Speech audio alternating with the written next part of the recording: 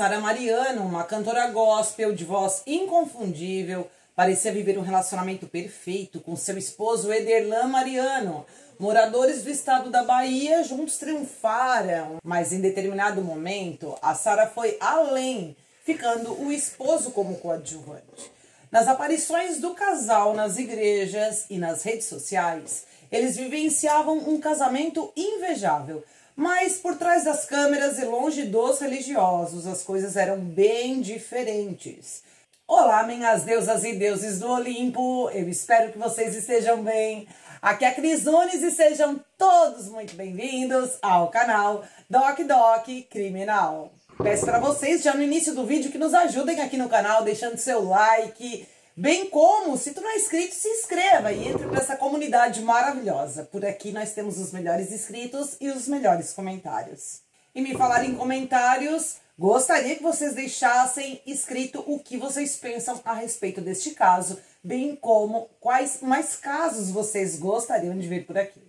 Além disso, deixem nos comentários também algumas informações novas que vocês saibam a respeito deste caso, além das informações que eu trarei neste vídeo. E o caso de hoje, ele é uma indicação de duas deusas do Olimpo aqui do canal, a Ivanira dos Santos e a Emanuele da Luz. Então, é graças a elas que nós teremos o caso de hoje.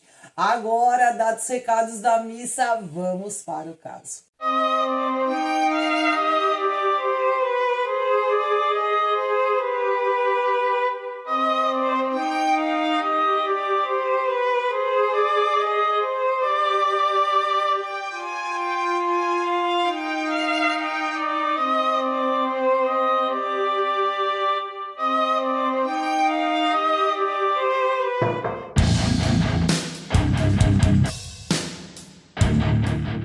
Sara de Freitas Souza, natural de Fortaleza, Ceará. Ela nasceu no dia 20 de novembro de 1987. Filha de mãe solo, Dona Dolores Freitas Souza, que por sua vez tem mais uma filha, a Soraya Correia. Criou as duas filhas sozinhas, evangélica, levava as filhas desde pequenas para a igreja. E foi assim, nesse lar, que a Sara foi crescendo. Desde a infância, a Sara ela apresentava um gosto muito específico pela música gospel. E não demorou muito para que na adolescência ela já se apresentasse na igreja. Por vezes ela também fazia pregações, mas ela se empenhava mesmo era nos louvores da igreja. E não demorou muito para que ela fosse reconhecida por ter uma voz maravilhosa. Admirada por onde passava, ela encantava a todos pela sua simplicidade, respeito, educação, simpatia. Passou a se apresentar em diversas congregações, ficou bastante conhecida na região de Fortaleza. Inclusive, foi na igreja que a Sara conhece um guri, também religioso, uma pessoa muito boa, amava muito a Sara e eles passaram a namorar até que se tornaram noivos quando a Sara tinha 22 anos. O guri frequentava a casa da Dona Dolores, mas tão respeitoso que ele era, que se caso a Sara estivesse sozinha, ele não entrava na casa. Tratava a Sara muito bem, mas talvez a Sara não quisesse o mesmo que ele, porque no ano de 2010... via internet, ela acaba conhecendo o Ederlan Santos Mariano. Este, por sua vez, era morador do estado da Bahia. O Ederlan, ele desde adolescente sonhava em ser jogador de futebol, torcia para o Vitória. Ele passou por algumas outras religiões, inclusive de matriz africana, até que acaba se convertendo e se tornando um pregador. Acredito que ele gostava muito do pregador Marcos Feliciano.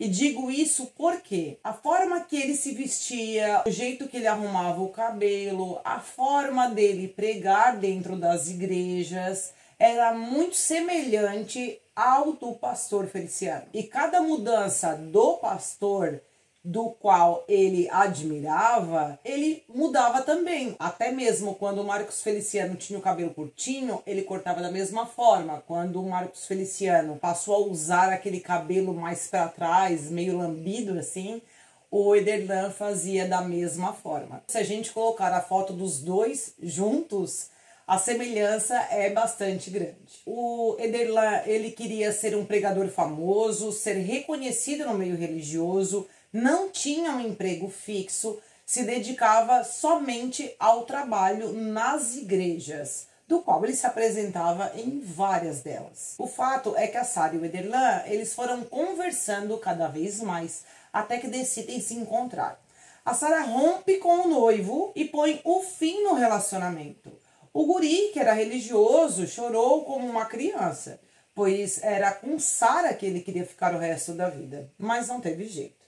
A Sara tirou a aliança e continua com a palavra sobre seu término. Livre de qualquer compromisso, a Sara diz para Ederlan que ele fosse até Fortaleza para que os dois se conhecessem pessoalmente.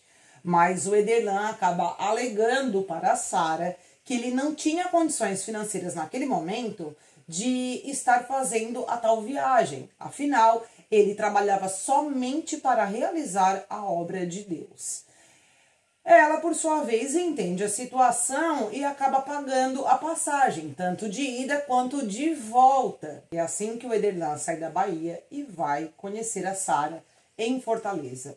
Quando ele chega na capital cearense, ambos se encontram e, além disso, a Sara consegue fechar a agenda para o Ederlan fazer algumas pregações em algumas igrejas. E ao ver as pregações do Ederlan, ela viu quanto aquele homem era abençoado. Ele era tudo de bom e, de fato, que o Ederlan pregava, sim, muito bem. E aparentemente era um homem de Deus. Assim que acaba essas agendas, alguns dias depois, o Ederlan volta para Salvador. Eles continuam conversando por meio da internet, até que a Sara decide sair de Fortaleza e ir morar no estado baiano para então ficar com Ederlan. A dona Dolores disse que ela não deveria fazer isso e que não concordava com a partida da filha. Mas não adiantou nada, porque a Sara vai atrás do Ederlan,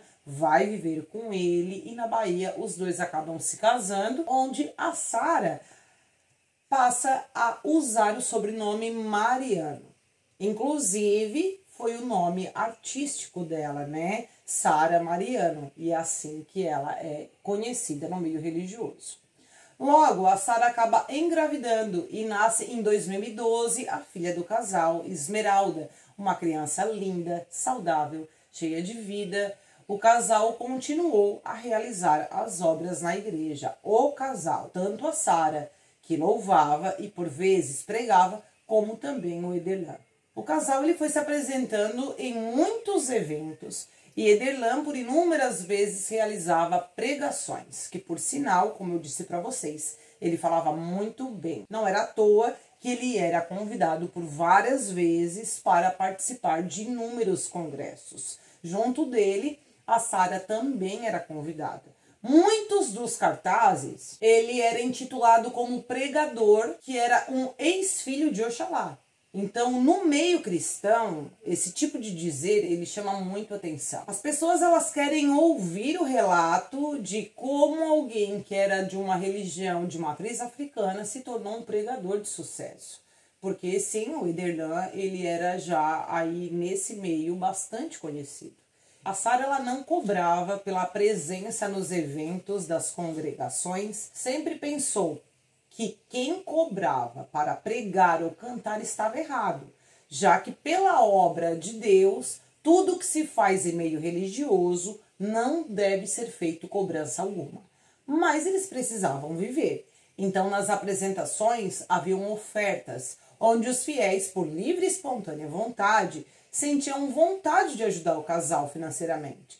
Às vezes ofertavam comida, dinheiro, roupas. E conforme foi a Sara se desenvolvendo nesse meio religioso, também aumentou a popularidade em toda a região metropolitana da Bahia. Nas redes sociais, a Sara utilizava um Instagram, que é Sara Mariano, onde ela com o tempo foi ganhando mais seguidores. O Instagram dela estourou, tipo assim, tinha 150 mil inscritos. Ela colocava mais coisas do cotidiano da vida dela. E conforme foi aumentando o número de pessoas que a seguiam, ela passou a ganhar também algumas coisas que a beneficiavam. Por exemplo, roupas, acessórios, lugares para arrumar cabelo, mas daí ela fazia aquele marketing, né? Ah, olha que bom que ficou meu cabelo, arrumo meu cabelo em determinado lugar. Então tudo isso, sim, era uma forma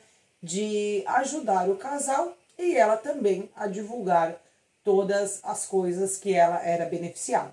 O canal Sara Mariano, onde ela colocava coisas da rotina dela, colocava também algumas palavras, fazia alguns alertas, chegou a ter 56 mil inscritos. Até que em 2017 nasceu o canal TV Shalom, onde era administrado pelo Ederlan, que por sua vez fazia lives e vídeos.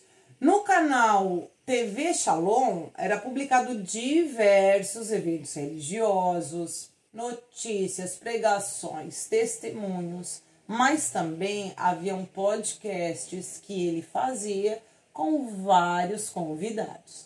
Ederlan, ele gravava os vídeos e, resumidamente, ele malhava o pau na galera que utilizava de violência doméstica. Falava muito sobre relacionamentos tóxicos e principalmente homossexualidade dentro das igrejas. Portanto, eu não vou dizer para vocês aqui que a Sara ela era a grande responsável pelo crescimento deste canal. Ela se tornou muito famosa, mas se eu der todo o crédito para ela, na minha opinião, com relação ao canal TV Shalom, eu estaria sendo totalmente desrespeitosa com as demais pessoas que faziam parte deste canal.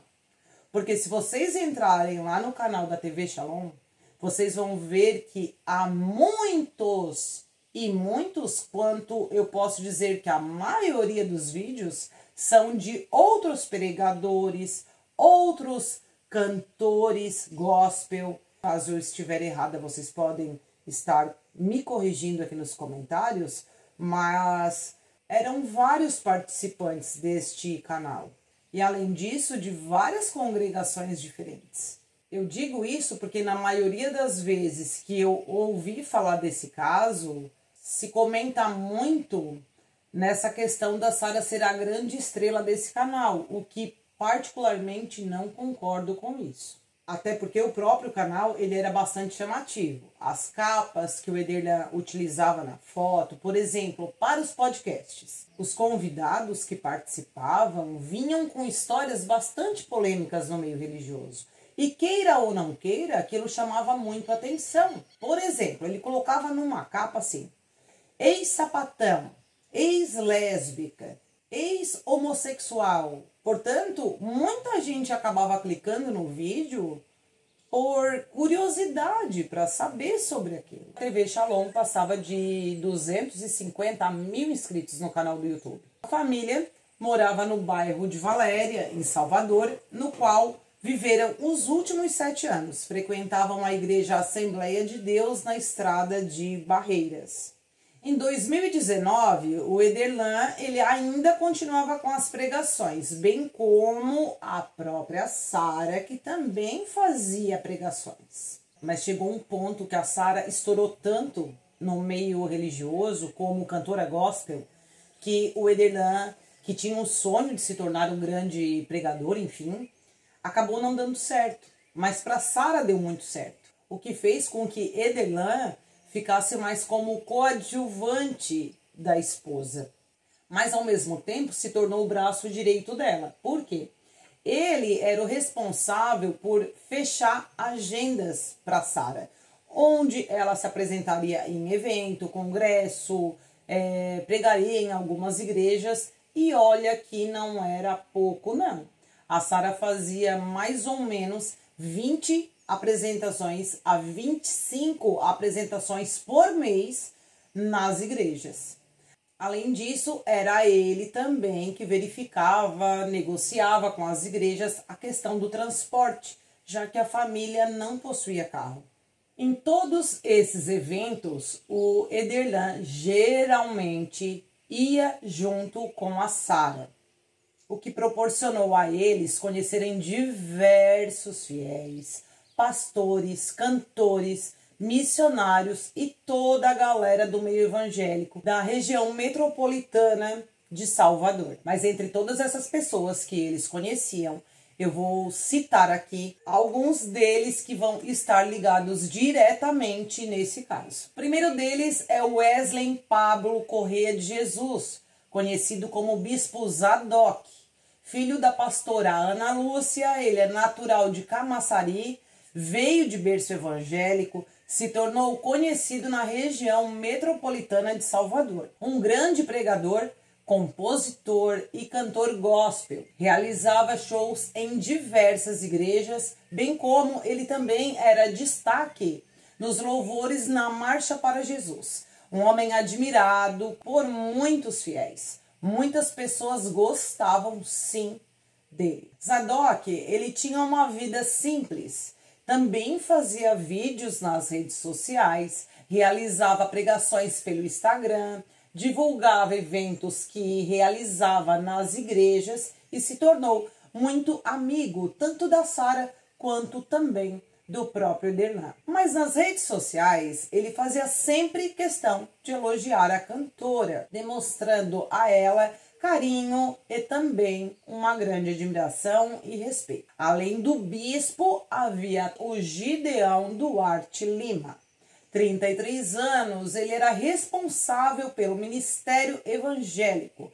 Fazia então as pregações. Além disso, ele também era músico, conhecido, muito bem conhecido no meio religioso. Mas o Gideão, ele além de fazer a obra de Deus, ele tinha um trabalho fixo, exercia a função de Uber. Com o tempo, ele passou a ser um motorista de confiança de Sara, mantinha com o casal um bom convívio e além disso, a cantora gospel adorava o Gideão, sempre com muito carinho e respeito por ele. Havia um outro amigo também do casal, que é o Davi Oliveira. O mesmo é um cantor gospel, casado e possui uma filhinha com problemas especiais. O homem canta tão bem que é chamado por alguns como Davi, o Brabo. A voz dele é incrível e realmente muito bonita. Davi, ele aparece em algumas apresentações na TV Shalom. O Ederlan, ele deu muitas oportunidades ao Davi, que graças também às aparições do canal, ele teve aí um pouco mais de fama no meio religioso. O Davi, ele se tornou também um cantor gospel conhecido e admirado pelos fiéis. Mas, minha gente, aos olhos dos fiéis e das pessoas próximas de Sara e de Ederlan, viam eles como um casal perfeito. A Sara era belíssima, usava roupas elegantes, sempre demonstrando nas redes sociais o quanto amava essa família, o quanto amava esse marido, a filha e como eles se davam bem. E ainda, para reforçar a ideia de um relacionamento abençoado, o Ederlan fazia vários vídeos falando sobre como é bom ter um casamento, tratar bem a esposa. E claro que quem via aquele homem maravilhoso com a esposa pensava, nossa, que homem incrível, que homem de Deus, que barão, que barão. A mulherada que ouvia o que ele pregava poderia até pensar, a Sara tem muita sorte, a Sara é muito abençoada. Só que na verdade aquilo que o Ederlan falava era apenas algumas palavras agradáveis. Aquele negócio, né? Fala que a galera gosta de ouvir e tenha eles em seu coração. Era mais ou menos isso que ocorria ali. Só que, na verdade, não era bem assim que as coisas funcionavam. O Ederlan, ele era um cara temperamental, agressivo, uma bomba relógio. Passou a ter contato com uma pessoa que era envolvida ao tráfico de drupes e adorava um mé. O cara gostava de uma cachaçinha, de uma bebidinha e não tem problema nenhum. O problema é que ele pregava ao contrário e isso também não é bem visto no meio religioso, como vocês sabem. Por vezes ele ficava embriagado, por vezes não. Mas esse homem, quando bebia, meus amigos, ele incomodava e incomodava bastante. É um tipo de homem que, quando bebe, ele quebrava tudo dentro de casa, agredia a Sara verbalmente, tanto quanto fisicamente, e, inclusive, depois de um tempo, nessa questão do alcoolismo aí, essas situações passaram a ser frequentes. Ele passa a obrigar a Sara a ter relações sexuais obrigatoriamente. E esse obrigatoriamente, gente, forçava a barra aí com a Sara. Uma das vezes, a Sara chegou a se trancar no quarto com a menina, com a filha, Esmeralda, de tanto medo desse homem. Por várias vezes, ela chegou a ser ameaçada de morte. A situação era tão crítica que ela mesma chegou a dizer que ia denunciar. Mas sabe o que ele dizia? Que ela podia até denunciar ele, mas no dia que ele saísse, ele acabaria com a vida dela. Foi assim que a Sara nunca fez nenhuma denúncia, nenhum boletim de ocorrência, nada contra o Ederlan. Sara tinha 3 tipos de medo de se divorciar. Primeiro, o afastamento do lar. Segundo, ser julgada por conta da religião. Afinal, uma mulher como ela, e pregando tudo que ela pregava, se separar poderia ser um verdadeiro escândalo. Além disso, né, os julgamentos que viriam posteriormente a isso. E, por fim, o medo de perder a vida. Sara chegou a comentar com a própria sogra, a mãe do Ederlan, que gostaria de se separar do esposo. Mas quando a mulher ouviu tal fala da Sara, já acabou repreendendo a guria. Olha, eu fico preocupada com essa questão e preferia que tu não se separasse, porque eu tenho medo do meu filho te matar. Em meio a todo esse caos, em maio de 2023, ano passado, a Sara ela conhece um motorista de aplicativo, que pelo que eu entendi no áudio, o nome dele é Alicácio. Este homem é natural de Salvador, Bahia e trabalhava no Uber. Por várias vezes ele levou a Sara em shows na igreja. Essas são palavras dele, tá? E não minhas. Olhem bem isso, shows na igreja. Mas vamos lá. Ele passou a dirigir para a cantora em corridas particulares, até que ambos acabam trocando mensagens no WhatsApp. E papo aqui, papo acolá, eles desenvolvem um relacionamento, chegando inclusive a ter um relacionamento sexual. Sim, sexual, que foi sendo consecutivo até o mês de agosto. Mas, segundo ele, não sabia que a mulher era casada.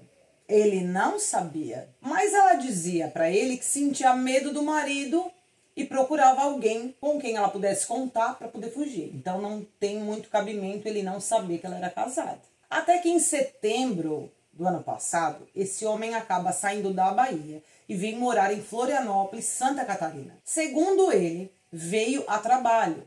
Porém, correm boatos na Bahia que ele tinha medo de ser pego pelo esposo da Sara e por isso saiu do estado. Coisa que ele nega. Só que o Ederlan, eu não sei se ele ficou desconfiado com o que vinha ocorrendo ou por qual motivo ele acaba colocando, eu acredito que foi o web WhatsApp no computador dele, logado com o celular da Sara. Então, tudo que a Sara mandava de áudio ou escrevia para alguém, ou até ligava, ele tinha acesso. Ou ele fez isso, ou ele colocou algum aplicativo. Mas, resumindo, ele tinha acesso a todas as conversas da Sara. Enquanto isso, a esposa e o motorista continuavam conversando via WhatsApp, mesmo depois que o Alicácio veio para Florianópolis. Até que, certo dia, o amante acaba recebendo uma ligação do Ederlan, do qual ameaçava o homem de morte. O motorista não sabia de quem se tratava e por isso salvou o número. E quando ele salvou o número, apareceu para ele a logo da TV Shalom. E ele sabia que a TV Shalom era da Sara, né? Que na verdade é do Ederlan. Por isso ele retorna a ligação. E assim que ele soube que a Sara Mariano era casada com o Ederlan, porque o Ederlan informou a ele. E o Ederlan fala com ele, ó, já vou te falar um negócio, se tu pensa que tu é o único amante dela, tu tá enganado, porque ela também tem um relacionamento extraconjugal com um policial. O Uber ouvindo tudo aquilo, entra em contato com a Sara e informa para ela por telefone tudo que tinha ocorrido. E ela, por sua vez, diz que o marido havia clonado seu aparelho celular, mas disse que queria encerrar o relacionamento e vir morar em Santa Catarina. A partir disso, o Alicácio acaba bloqueando a Sara e não querendo mais saber da mulher. Mas passado alguns dias, o Ederlan acabou ligando para ele ainda mais 3 vezes, como uma espécie de desabafo, o que também é muito intrigante que isso ocorra. E a partir disso, o Ederlan piorou muito na questão de comportamento, se mostrando ainda mais ciumento da própria Sara. O que se sabe é que a Sara comentou com a própria mãe dela que ele chegou a proibir ela de sair de casa em determinadas ocasiões, inclusive ir para certos lugares, como por exemplo, ela havia marcado com a mãe dela de ir no shopping para ver a mãe, conversar com ela, e ele disse que não, que tão cedo ela não sairia de casa. Mas ela também não conta para a mãe essa parte da questão do amante. A mãe não sabia, nem a irmã sabia. O fato é que as coisas vão além disso. A Sara treinava com um personal trainer, que também o Ederlan diz, não, ó, pode treinar com outro, com esse não. Esse aí não, de certo o cara era mais bonitão, ele ficou enciumado. O casal que estava junto há 12 anos, infelizmente, o casamento ia cada vez mais por rio abaixo. Até que quando a Esmeralda tinha 11 anos de idade, segundo a dona Dolores, a filha contou a ela que a situação estava tão difícil dentro de casa que até a menina dizia, mãe, eu queria muito morar só eu e a senhora. Isso porque ela tinha medo e também não gostava como o pai falava com a mãe. Então vocês observem que essa família era um verdadeiro caos. Tem um vídeo muito interessante que aparece a Sara dando um recado na TV Shalom, explicando que o marido não estava bem, por isso ele não cumpriria a agenda. Ou seja, a galera que havia marcado esse compromisso de fazer um podcast com o Ederlan não teria como ir até lá. Que o homem estava ruim mesmo, estava de cama, teve febre, teve um monte de coisa.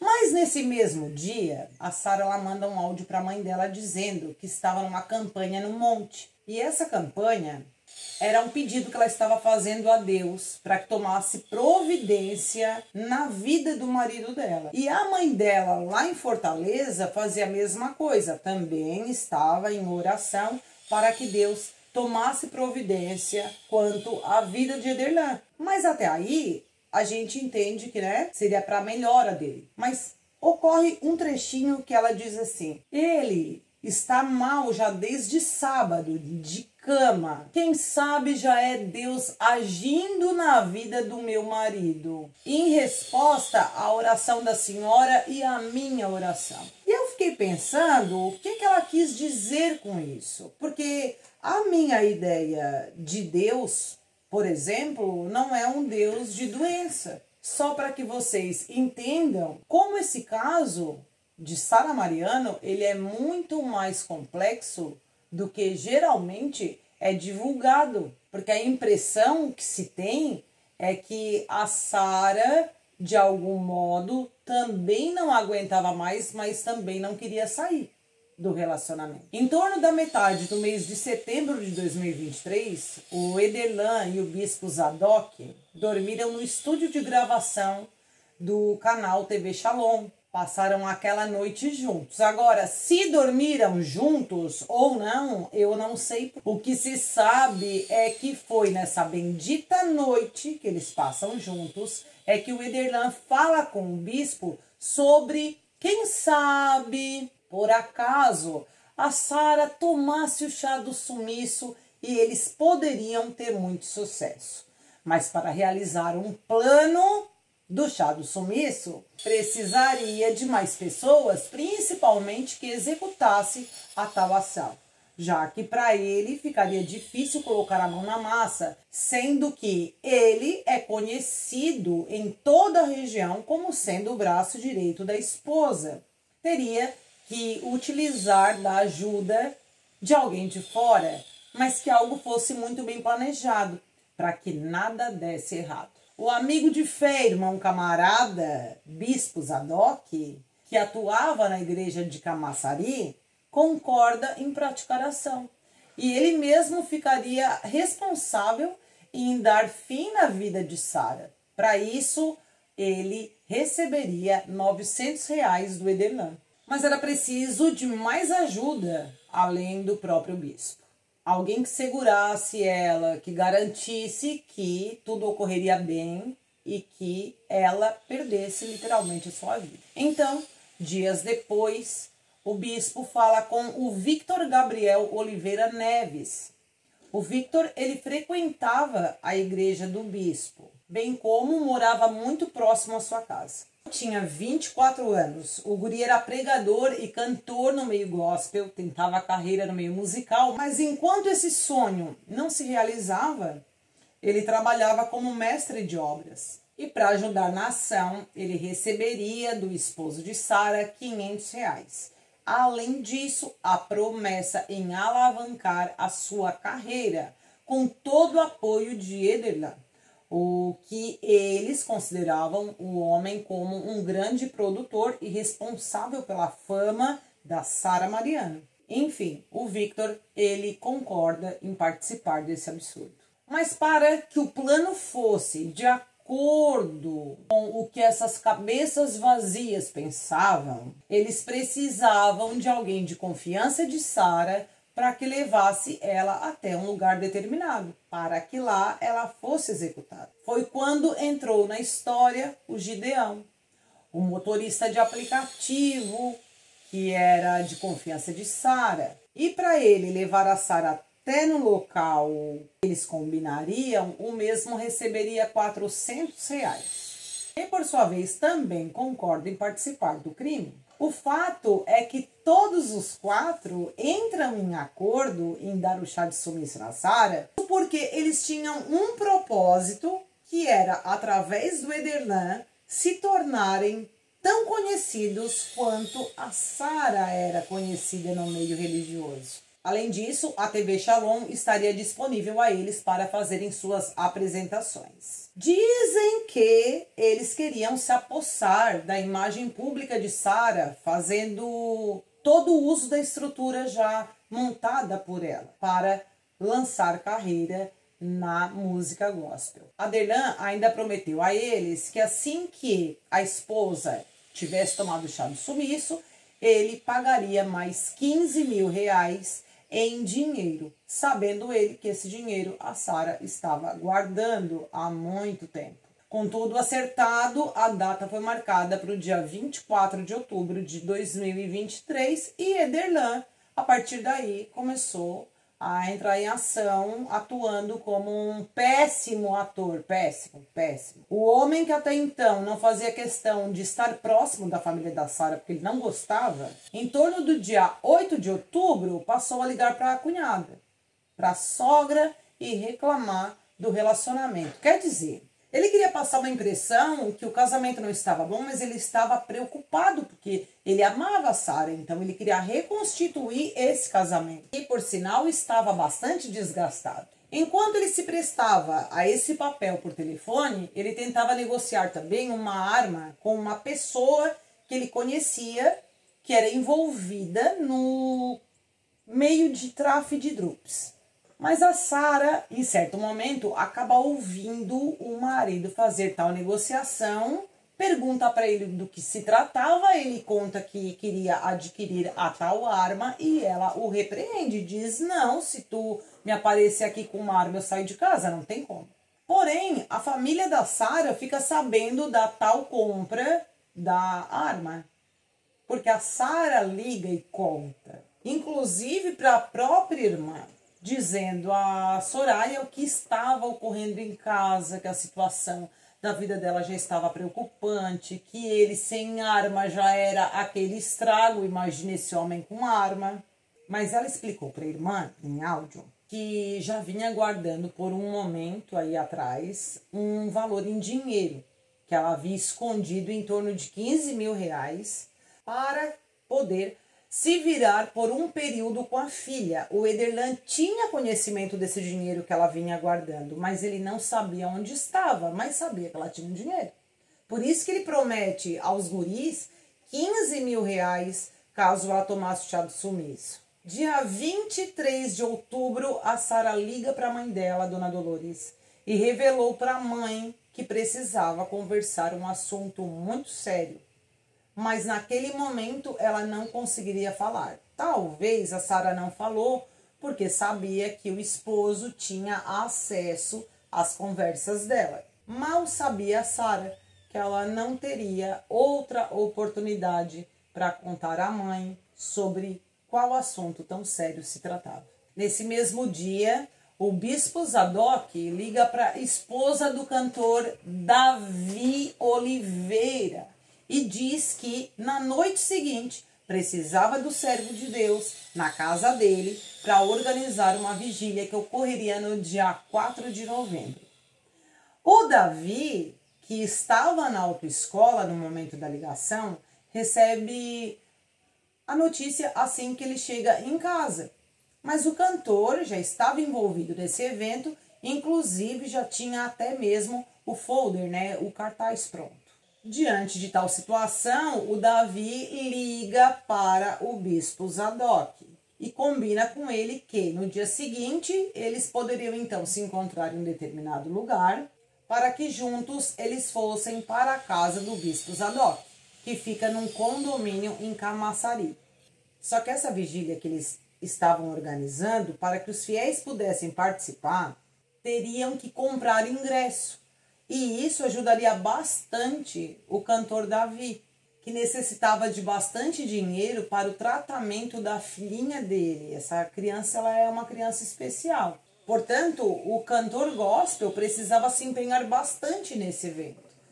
Naquele momento, a situação do Davi, gente, era bem difícil, bem complicada, porque além da filhinha, ele estava com a esposa que tinha um abscesso no pé e necessitava de cuidados médicos e medicamentosos. E o casal estava sem dinheiro suficiente para suprir tantas necessidades.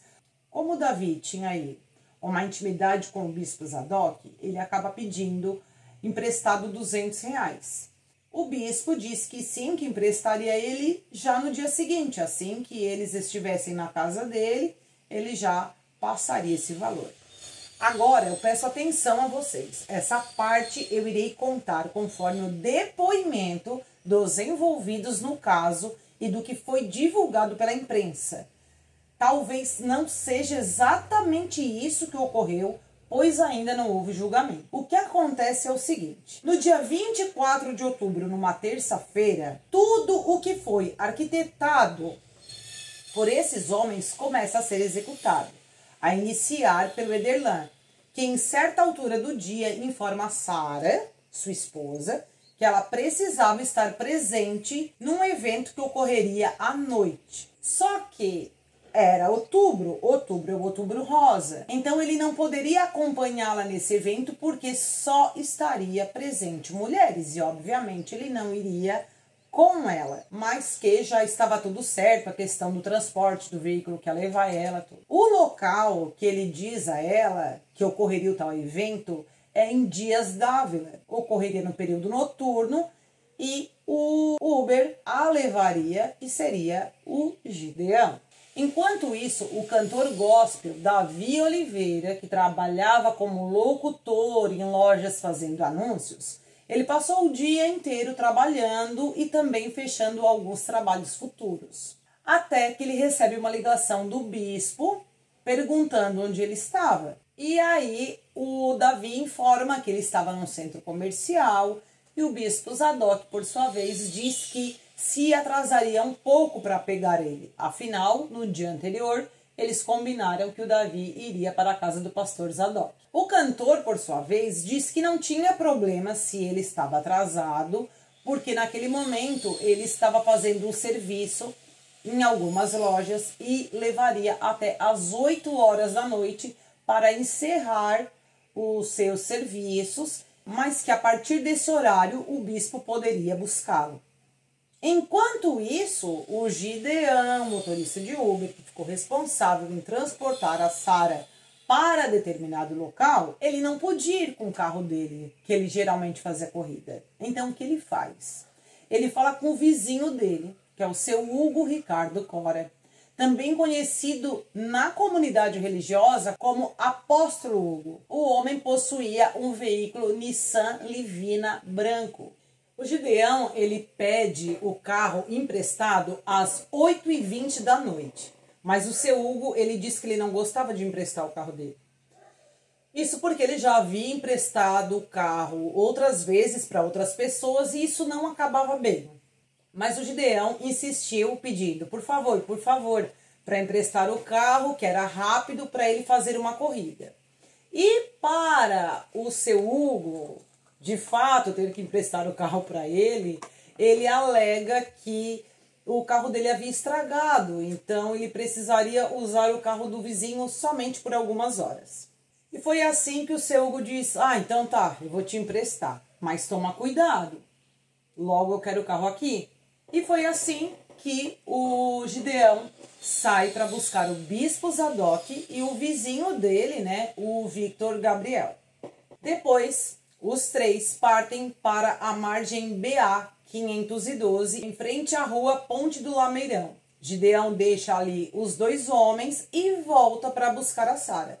Durante esse percurso, o tempo foi passando e o Davi, que estava lá até então fazendo esses serviços, ele fica aguardando a chegada do bispo Zadok e nada, nem sinal do homem. O cantor não sabia que destino tomar, porque ele tinha apenas alguns trocados no bolso.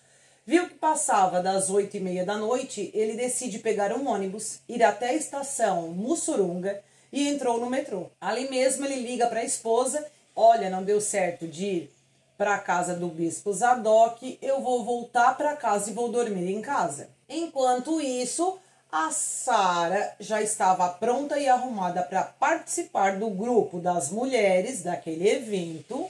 Sai de casa ainda caminhando até o ponto onde Uber estaria aguardando ela. No caso, o Gideão. Era em torno das 9h da noite. Um horário um pouquinho tarde para se participar de um evento, mas tudo bem. Ela, assim que sobe no morro, ainda cansada, porque para chegar até tal ponto tinha que subir esse morro, ela faz um vídeo para os seguidores dela no Instagram. E diz bem feliz, olha, eu tô indo para um evento em Dias d'Ávila, tem um motorista aqui já me esperando. E quem ouvia ela falar sabia que ela conhecia o motorista. Ela não mostra quem era o motorista, mas acaba mostrando sim o carro que ela entraria. E depois do vídeo, ela tranquilamente entra no carro e é levada pelo Gideão, que segue em destino a BA 093, onde o Victor e o Bispo Zadok esperavam a Sara. Mas enquanto isso, ainda havia o Davi, que percorria o trajeto de Pernambués até a rodoviária de Salvador com o intuito de pegar ônibus e ir para casa. Ainda no metrô, ele recebe uma ligação do bispo perguntando onde é que ele estava. E o Davi informa que estava chegando na rodoviária e queria ir embora. Mas ao ouvir isso, o bispo insiste para que o Davi pegue um ônibus com destino à casa dele para que eles fizessem a reunião do evento que ocorreria dali a alguns dias. Assim, Davi, ao descer do metrô e chegar na rodoviária de Salvador, não encontra mais horário de ônibus para poder chegar à casa do bispo Zadok. Retornando para o homem, uma ligação. E explica que não sabia o que ele ia fazer, já que não tinha transporte. Mas o bispo diz assim, não, tu faz o seguinte, tu espera aí na rodoviária, que eu estou fazendo um trabalho aqui de Uber com o Gideão, e já passo aí e te pego. E ali o Davi senta, espera e aguarda, o que demoraria muito tempo. Enquanto isso, Sara, que estava no banco de trás do veículo Nissan, quando de repente o carro apaga. Gideão finge que deu um pane no carro e fica os dois ali na estrada em meio ao nada. Com o carro desligado, ela é levada para dentro de um matagal a 25 metros da estrada, onde o bispo Zadok começa a deferir golpes de Fá, espaço, K, contra Sara, que por sua vez tentava se defender como podia, inclusive com as mãos. E foi assim que ela teve as mãos perfuradas com esta arma branca. A luta de Sara pela própria vida dava seguimento, entrando numa luta corporal com o bispo, e ambos acabam caindo em meio daquele mato. O homem continuava a deferir golpes em todo lugar que alcançava, incluindo a coluna, onde a lâmina atinge o osso, quebrando a sua vértebra.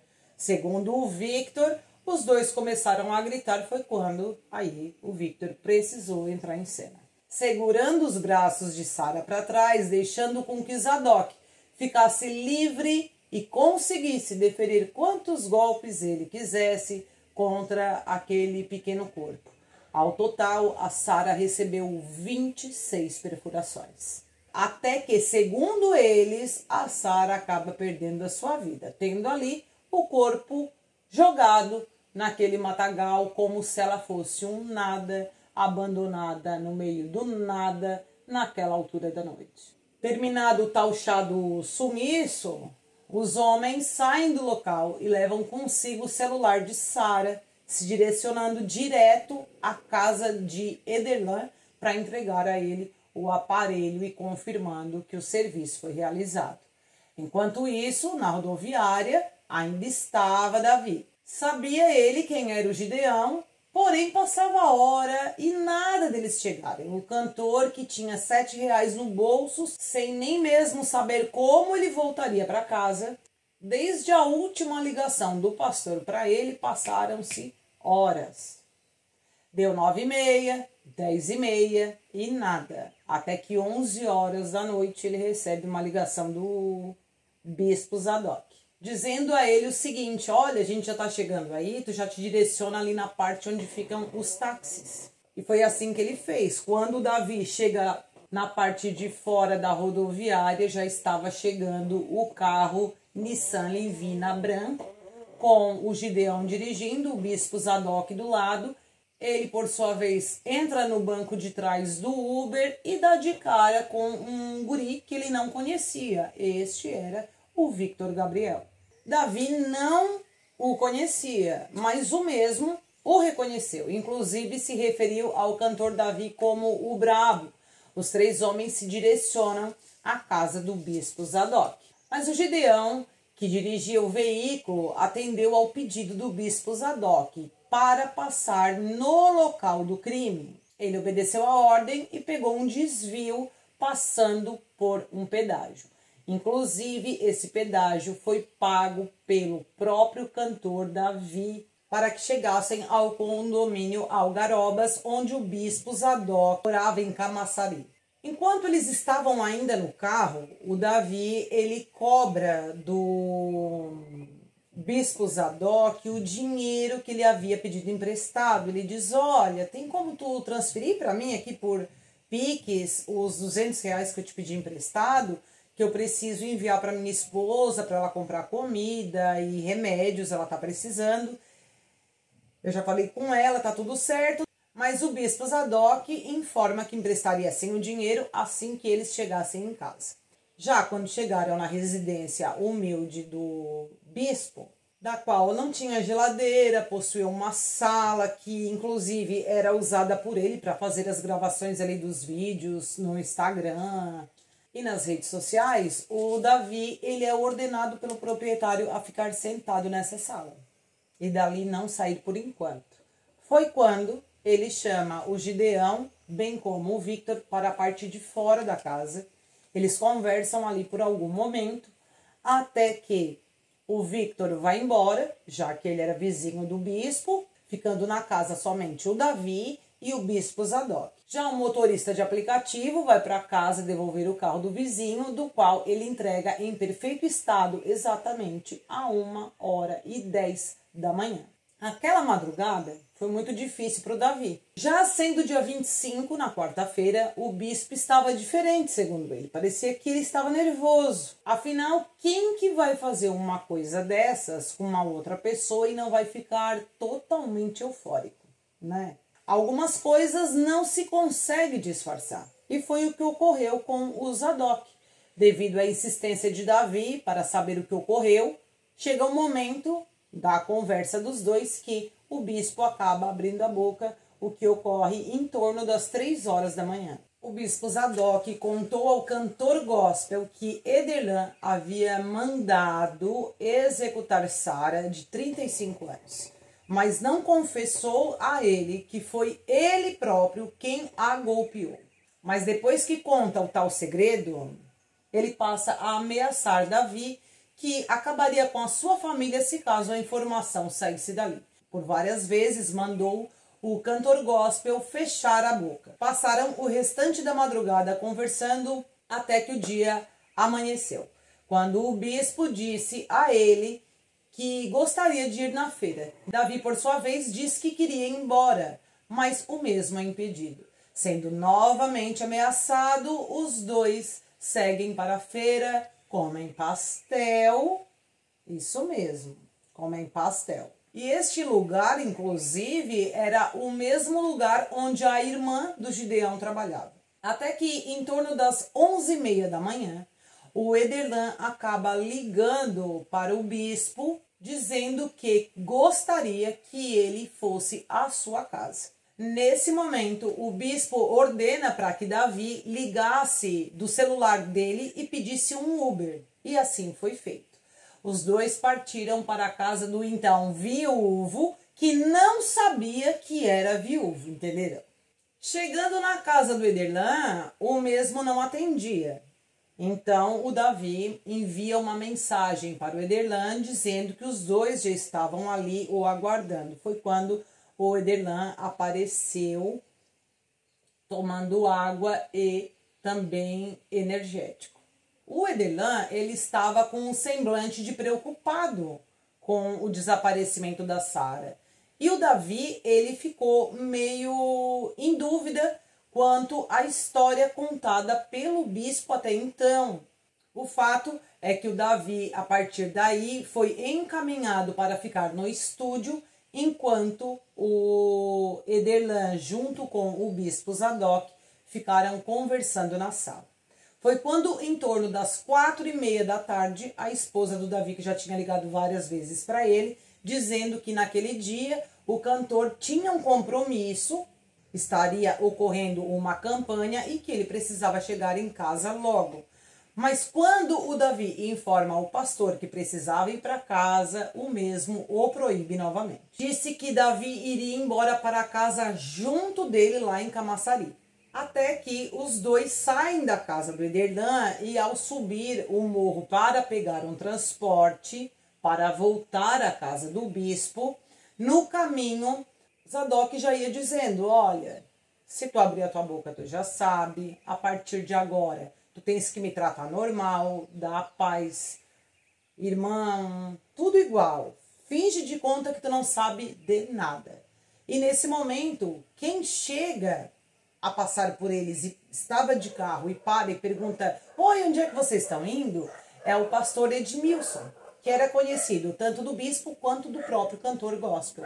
Esse homem oferece carona a eles. O Davi pede para que deixasse ele próximo à estação, para que ele pudesse voltar para a casa de ônibus, e o pastor Edmilson deixa ele no local desejado, sendo que esse momento foi o último do qual ele teve contato com o bispo Zadok. Depois disso, tanto o bispo Zadok quanto o pastor Edmilson dão continuação, cada um aí no seu caminho. Esse mesmo dia ainda, no dia 25, o Ederlan, ele pega o aparelho de celular da Sara e leva até um técnico de celular pedindo para que apagasse tudo do aparelho, que resetasse. Mas o profissional explica que naquele momento não tinha tempo para fazer aquilo.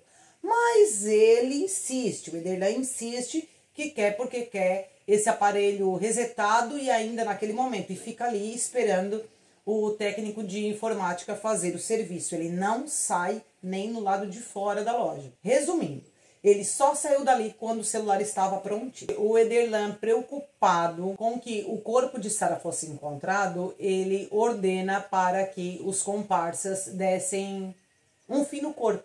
Ou eles retirassem o corpo do local, enterrassem ou ateassem fogo para não deixar nenhum tipo de rastro para trás. E assim eles fazem. O bispo compra um combustível, eles vão até o local, tanto o Victor quanto o Gideão, quanto o próprio Zadok, e ateiam fogo no corpo de Sara.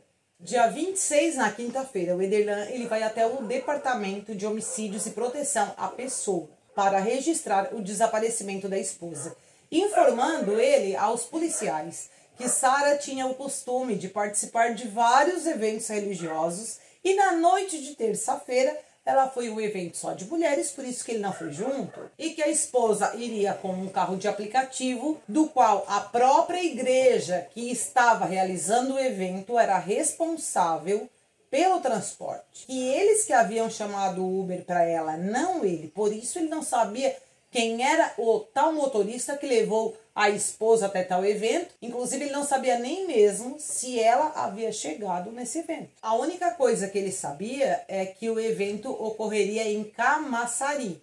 Porém, minha gente, tinha aquele vídeo que a Sara havia feito no Instagram dela, dizendo que o evento ocorreria em Dias Dávila. Por isso, essa informação do Ederlan não caiu bem.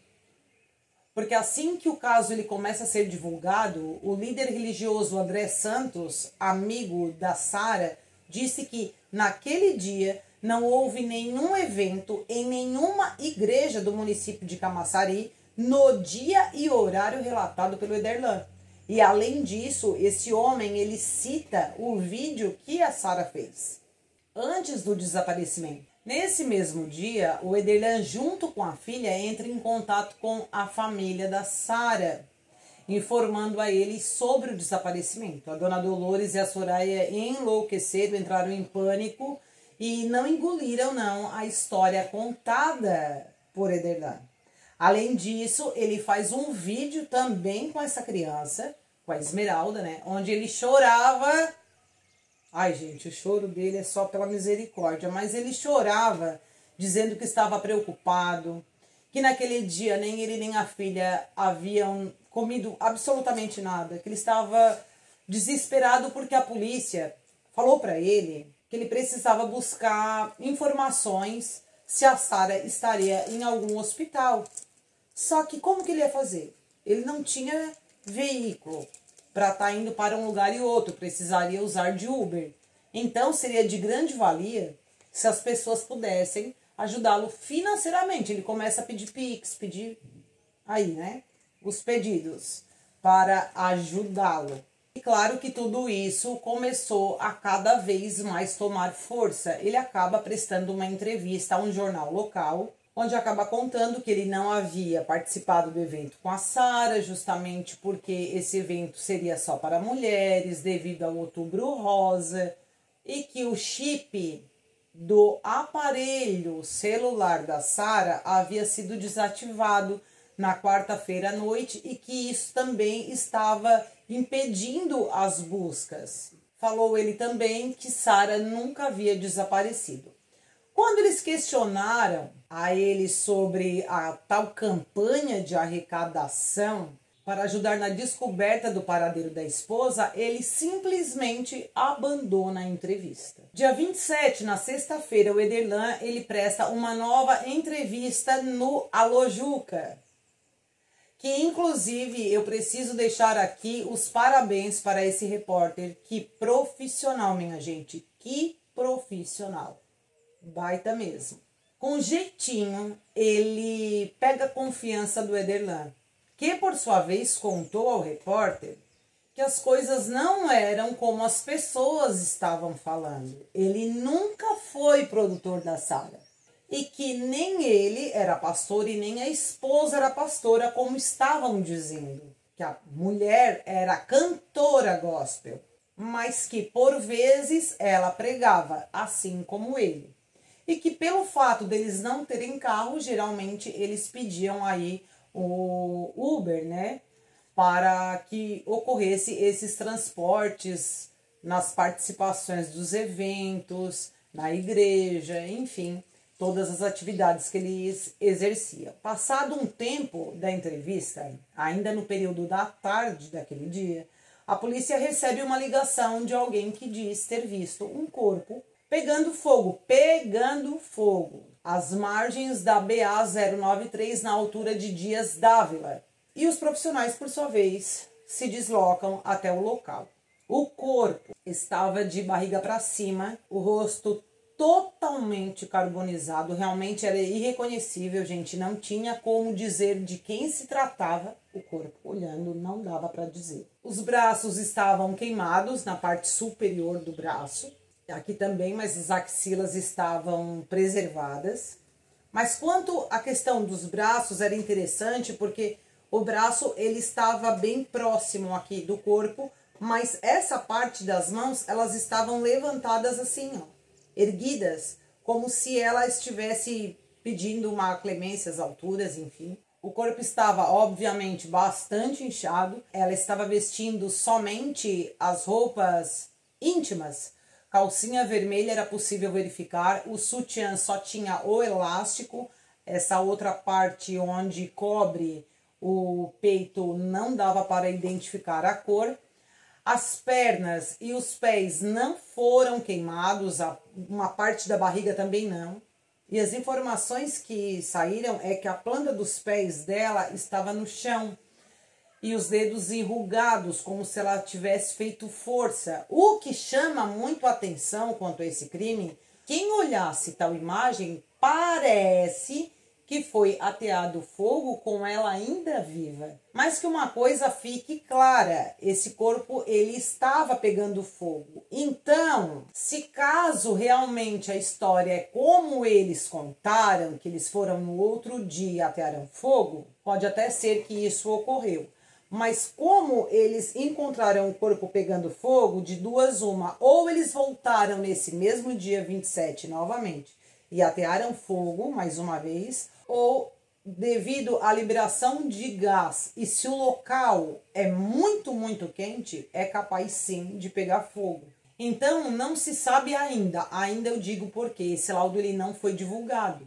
Não sabe-se ainda se ela foi carbonizada no mesmo dia do desaparecimento, se foi no dia seguinte, como eles dizem, ou se eles voltaram no local para incendiar o corpo no dia que ele foi encontrado. A notícia rapidamente se espalhou e não foi difícil para a TV Alô Juca ter conhecimento que um corpo foi encontrado. E eles entram em contato com o Ederlan e dizem, olha, encontraram um corpo, tá nas margens da rodovia, tu quer ir até lá? A gente vai te levar até lá para ver se trata de Sara. O Ederlan, ele concorda, eles levam o Ederlan até o local, por isso tudo foi filmado em tempo real. Claro que o Alô Juca aí, né, não filma o corpo, não mostra como estava o estado do corpo, mas filma alguns objetos já no trajeto, nesses 25 metros entre a margem até onde estava o corpo, possuía ali uma sandália que a Sara. Mas eles encontraram também uma sandália havaiana, que não sei ainda dizer para vocês se foi estudada, se foi coletado o DNA, e se pode ser que se tratasse de alguém que cometeu o crime ou se não, se é de uma pessoa aí comum, popular, que acabou jogando essa havaiana ali na estrada. O fato é que a TV Alô Juca, eles vão filmando a entrada do Ederlan nesse caminho e ele já vai reconhecendo essa sandália que estava ali no mato. Ele diz é da Sara, e aí quando ele chega perto do corpo, ele diz é ela, e começa a desmoronar num choro, numa cena muito mal ensaiada. Ele senta no barranquinho e tenta ali ficar desesperado. Ao mesmo tempo que o repórter anunciava que o Ederlan havia reconhecido o corpo da esposa, como também não sabia se prestava socorro ali, né, para o Ederlan, dizendo para ele ficar calmo, enfim, a cena era mais ou menos essa que eu estou relatando para vocês. Os policiais dão continuidade a fazer o trabalho deles, chamando a equipe de investigação e preservando a cena do crime, além, é claro, de chamarem o IML. Já que o corpo foi carbonizado, foi preciso o exame de necrópsia para saber se essa carbonização, como eu disse para vocês, foi antes, se foi durante ou se foi após a morte de fato, ou até mesmo para saber se houve asfixia, se havia lesão corporal, se houve disparo de arma de fogo ou se foi realmente com golpes de arma branca. A polícia retira o Ederlan do local e encaminha ele à delegacia para que fosse coletado esclarecimentos. Só que, passando algumas horas de esclarecimento, de interrogatório policial, o Ederlan, ele não segura o repuxo não, minha gente. Ele acaba confessando ser ele o mandante do crime. A equipe policial era liderada pelo delegado Euvaldo Costa e vinha investigando o rastreamento de celular de Sara. Observaram que o chip foi desativado em um certo endereço que se dava a uma loja de celulares. Eles foram até lá e pediram para que o responsável do estabelecimento fosse até a delegacia prestar esclarecimentos. O mesmo se apresentou, porém não foi o proprietário que realizou o serviço, mas sim um técnico, que por sua vez também é chamado até a delegacia para explicar o porquê desativou o celular de Sara, quem foi que fez esse pedido. E o mesmo vai até a delegacia, onde é coletado todo o depoimento, onde ele diz que resetou o celular de Sara e que Ederlan havia feito o pedido, que ele estava com pressa, tudo aquilo que eu já contei para vocês. No mesmo momento em que esse técnico era interrogado numa sala, na sala ao lado estava Ederlan, que também fazia alguns esclarecimentos.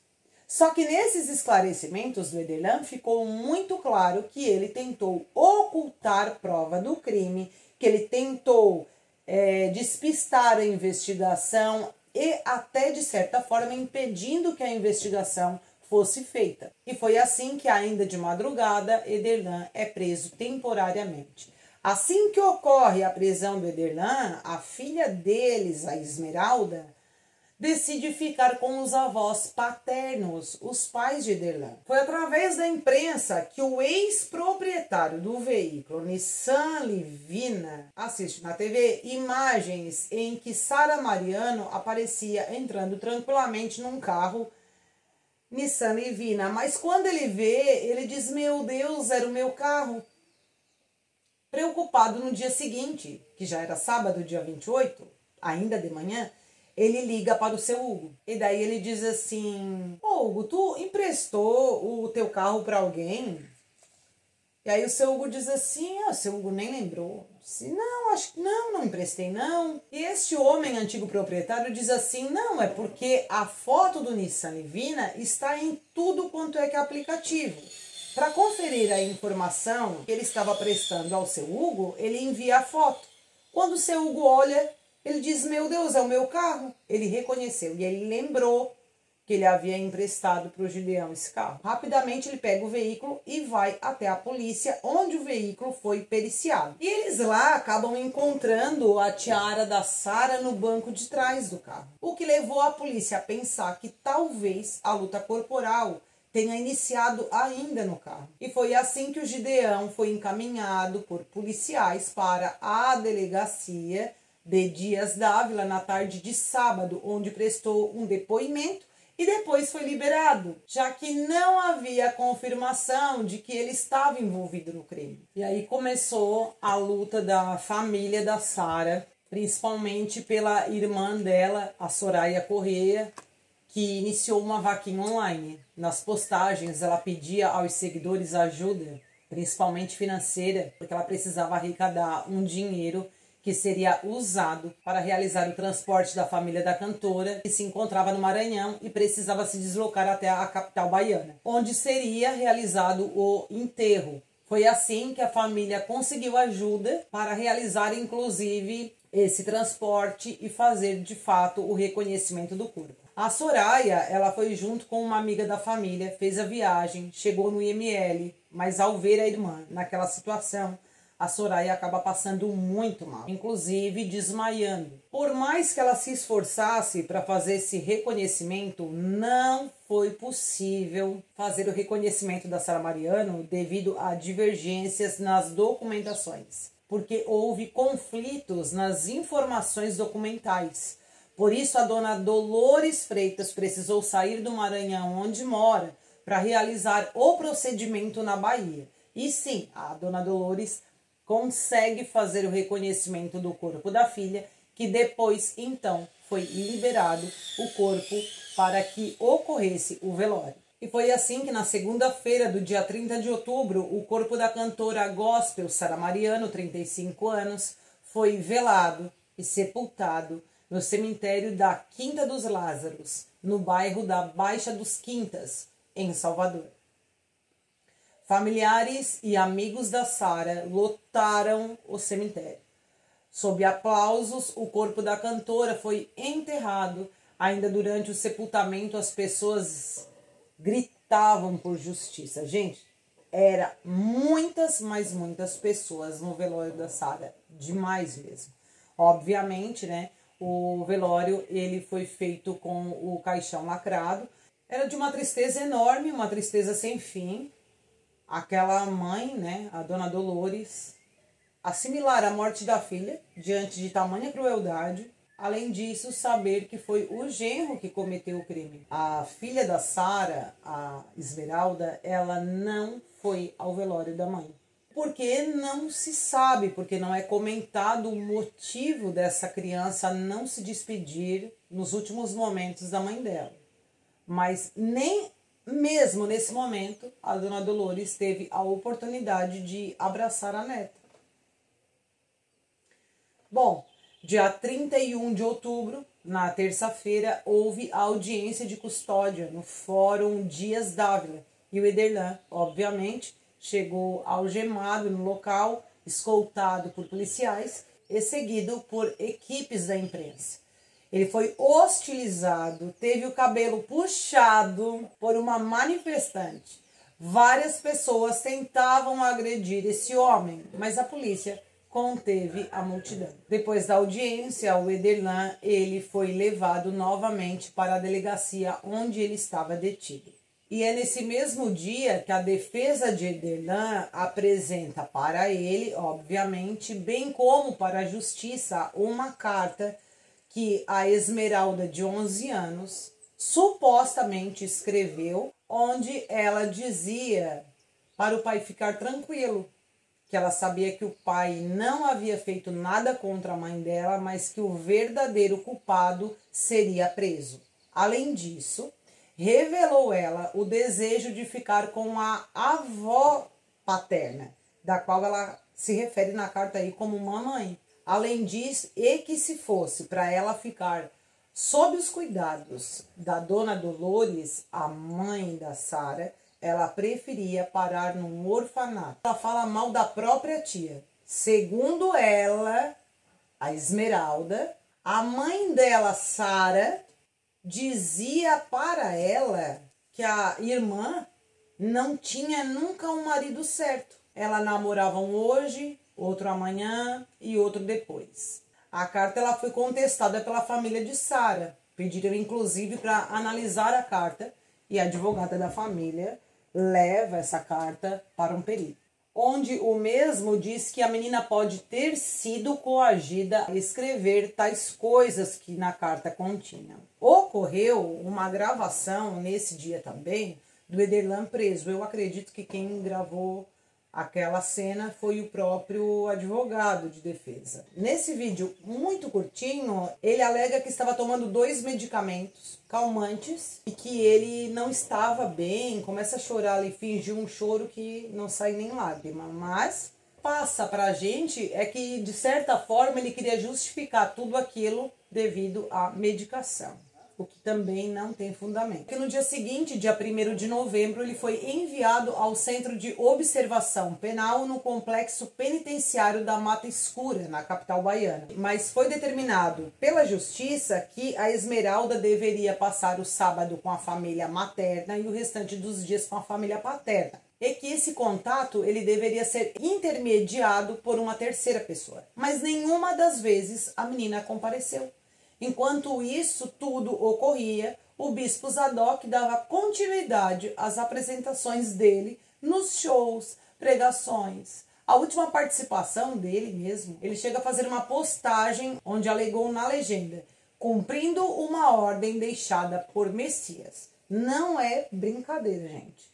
Esse povo, ele é cara de pau mesmo. O bispo Zadok, ele foi preso dia 14 de novembro, na noite de terça-feira, na ilha de Itaparica, na localidade Gameleira. Porém, depois da prisão do mesmo, veio à tona um novo detalhe envolvendo o Ederlan, do qual se levantou a questão dos dois, do bispo Zadok e do Ederlan, manterem um relacionamento afetivo.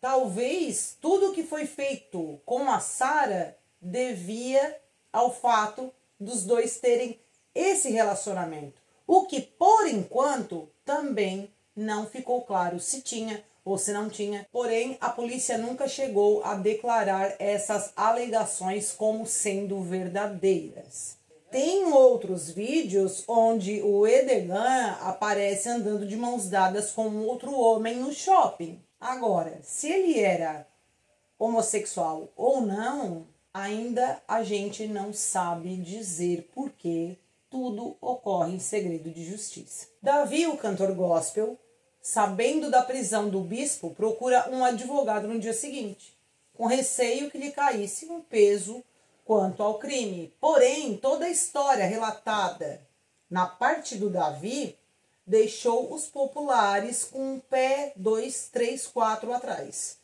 Foram levantadas algumas questões, como por exemplo, antes o Davi precisava de R$200 emprestado do bispo Zadok. Se ele não tinha dinheiro naquele momento, como é que ele tinha dinheiro para pagar um advogado? Pode ser que esse profissional tenha fornecido aí um trabalho de uma forma gratuita? Pode. Mas também uma outra coisa que se bate muito na tecla da questão do Davi envolvido no caso, é que o Davi é um cara forte, um cara grande. Não teria cabimento ele ter um medo, um receio do bispo Zadok. O cantor alega quanto a tudo isso que ele temia pela família dele. E o advogado orientou ele a se apresentar na delegacia, já que quando Davi soube do crime, já havia ocorrido, então ele não responderia por omissão. No dia 15 de novembro, por volta das 7 horas da manhã, os policiais foram até a casa onde o Gideão Duarte morava e prenderam o mesmo como suspeito de ter levado a Sara até onde ela foi assassinada.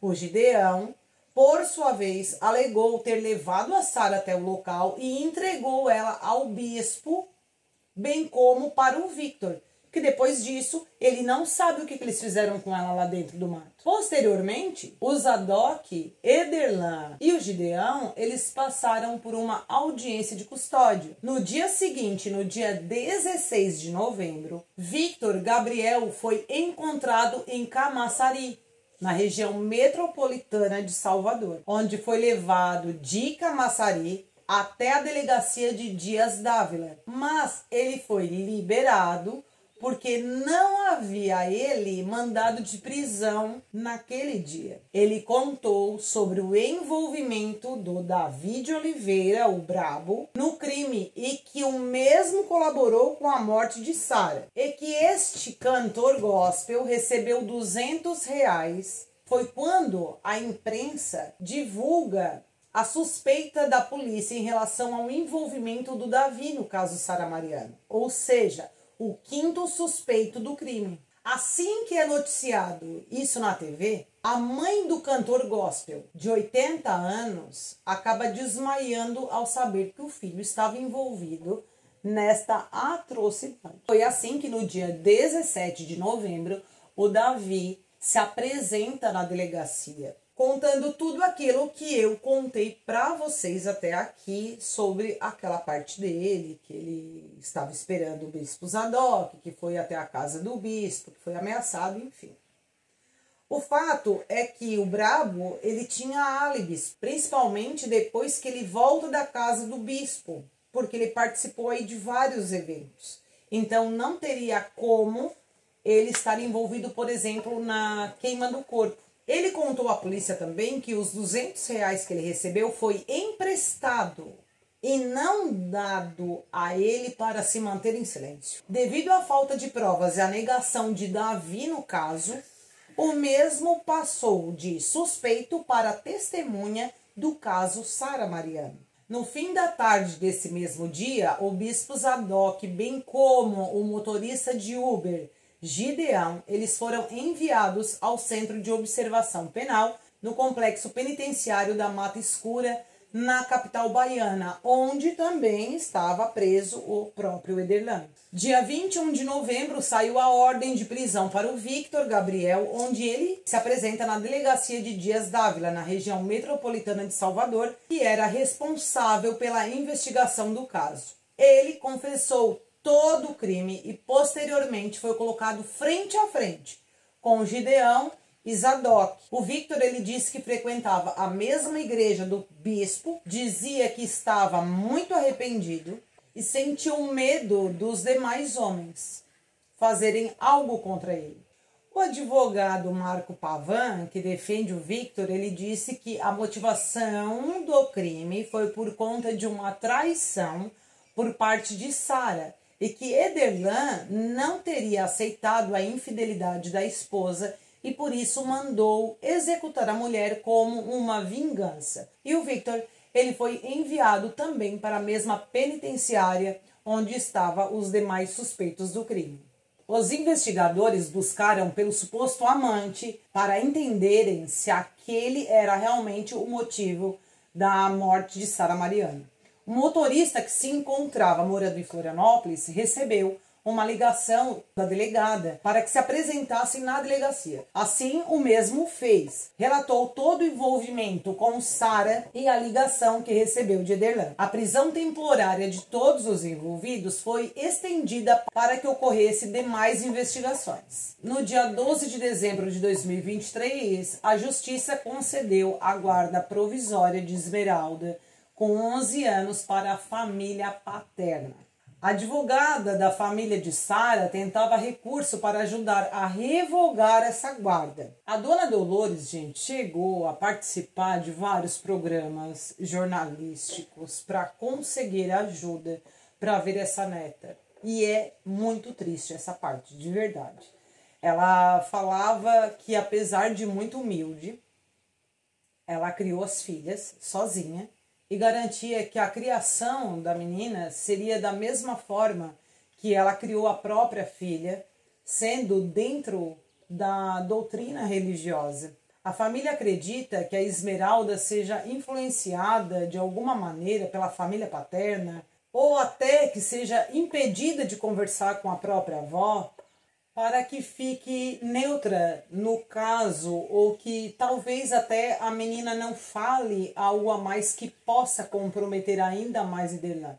A família de Sara também pediu um legista particular para que houvesse um estudo do caso da Sara Mariano, se ela foi queimada viva ou não, ou se até mesmo ela foi mantida em cárcere privado. Até que dia 19 de dezembro, os 4 envolvidos no caso por crime de feminicídio cometido por motivo torpe, meio cruel e sem possibilidade de defesa da vítima, além da execução de cadáver e associação criminosa, tiveram a prisão temporária convertida em prisão preventiva. A partir disso, a vida dos 4 foi se transformando num verdadeiro inferno. Em janeiro de 2024, o Victor ele passou a sofrer ameaças.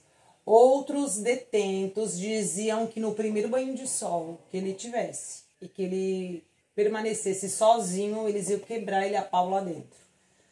E não demorou muito para que o mundo caísse também para o Gideão, gente. No dia 23 de março deste ano, Ariane Duarte de Lima Reis, de 31 anos, e o Edson Duarte de Lima, 30 anos, que são irmãos do Gideão, foram assassinados a tiros por um homem que passava em uma motocicleta. O crime ocorreu na rua Itamaraju, que fica localizada no bairro Verdes Horizontes, no município de Camaçari. O caso é investigado pela 4ª Delegacia de Homicídios da cidade. A princípio se levantou a suspeita que as vítimas poderiam estar ligadas ao comércio ilegal de substâncias, mas também se levantou a questão de que poderia ter sido um crime cometido por vingança devido ao irmão, deles, o Gideão, ter envolvimento na morte de Sara Mariano. Eu não consegui encontrar dados sobre esse crime, se de fato o suspeito dessa morte foi preso ou não e o que motivou a cometer esse crime. Se vocês souberem, inclusive, sobre isso, eu gostaria que vocês me deixassem os comentários aqui embaixo. A primeira audiência de custódia ocorreu dia 26 de março no Fórum Criminal de Dias Dávila, mas devido à instabilidade do sistema nesse dia, nem todas as 11 pessoas que deveriam ser ouvidas conseguiram prestar esclarecimentos. Por isso, foi feita a segunda audiência de custódia no dia 16 de abril deste ano, que teve uma duração de 7 horas. Foi ouvidas tanto as testemunhas de acusação, que faltaram na audiência anterior, e testemunhas também de defesa. Nesse dia foi ouvido também a filha do casal, a Esmeralda, de 11 anos, mas os detalhes não foram passados. No dia 4 de maio, iniciou a audiência de instrução, que se estendeu até o dia 7 de maio, da qual houve o interrogatório dos 4 acusados de envolvimento no crime. Iniciando pela defesa de Ederlan, que na ocasião, segundo ele, o cliente respondeu a maior parte do interrogatório, o que durou 45 minutos, mas optou em ficar em silêncio ao ser questionado pela acusação. Como resposta às demais perguntas, ele negou o envolvimento no assassinato contra a cantora gospel. Ele declarou que não tinha nada a ver e empurrou toda a culpa para o bispo Zadok. Quando questionado sobre a contradição do seu cliente, que inicialmente havia assumido a autoria do crime, da então esposa, ele muda de versão, negando o envolvimento. O advogado defendeu a inocência do seu cliente, desafiando qualquer pessoa a demonstrar e provar que Ederlan assumiu a autoria em qualquer local, seja no inquérito e até mesmo na audiência. Esse advogado defende a todo momento que Ederlan não assumiu crime nenhum, nem mesmo quando se apresentou à delegacia. O segundo a ser ouvido foi o réu Wesley Pablo Correia de Jesus, mais conhecido como Bispo Zadok, que ficou na sala do júri por 28 minutos. Ele permaneceu em silêncio todo o tempo e foi apontado pelos demais acusados como o principal mandante do crime. A defesa dele saiu rapidamente após a audiência. Depois foi ouvido Gideão Duarte das 11h18 da manhã até as 11h50. E por fim, o Victor Gabriel Oliveira durou cerca de 1 hora. Todos dois, tanto Gideão quanto o Victor, tomaram um chá do esquecimento, gente. Eles não lembravam de nada. Nada. Após o fim da audiência de instrução, os réus saíram do fórum rumo à escolta policial e foram cercados por um grupo de aproximadamente 10 populares que os acompanharam até o veículo, chamando eles de assassino. Partiram então de Dias Dávila por volta das 2h15 da tarde em direção ao complexo penitenciário da Mata Escura em Salvador. Agora o processo ele corre em segredo de justiça. O Ederlan quer que o julgamento ocorra sem comparecimento da mídia. Não se sabe ainda se será transmitido julgamento ou exposto filmagens e fotos, bem como também não tem data marcada para esse julgamento, que é bem provável que ocorra a júri popular. Como o processo corre em segredo de justiça, não é possível ter acesso ao laudo do IML, nem como estão se desenvolvendo as informações do processo. Portanto, precisamos aguardar para saber o desfecho desse caso e entender o que realmente aconteceu no caso Sara Mariano, bem como a posição da filha do casal, que é sim bastante estranha. Afinal, a tudo que eu consegui estudar, acredito que essa menina até hoje não tenha contato com a avó, não tem nada publicado quanto a isso.